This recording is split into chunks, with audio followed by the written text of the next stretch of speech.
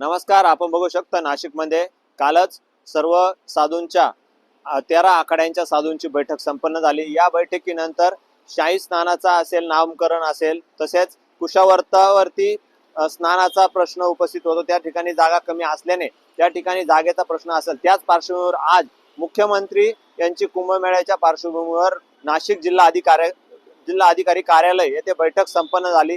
या बैठकीमध्ये या सर्व मुद्द्यांवरती चर्चा करण्यात आली असून तसेच या सर्व मुद्द्यांवरती चर्चा करून लवकरात लवकर मार्ग काढण्याचा देखील मुख्यमंत्री यांनी सांगितले आहे। तसेच गोदावरी स्वच्छतेचा विषय असेल, गोदावरीमध्ये मलमूत्र विसर्जन असेल, तसेच गोदावरीच्या 12ही महिने पाण्याचा प्रवाह हा चालू राहावा अशी देखील मागणी आहे।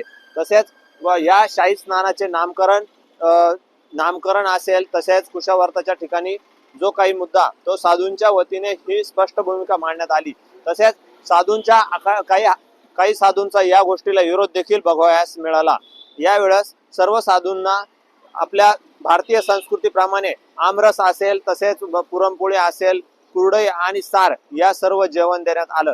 यावेळेस मोठ्या संख्येने साधू आणि मंत्री महोदय देखील उपस्थित होते। कॅमेरा पर्सन अजित सह अमोल जाधव, नवराष्ट्र, नाशिक।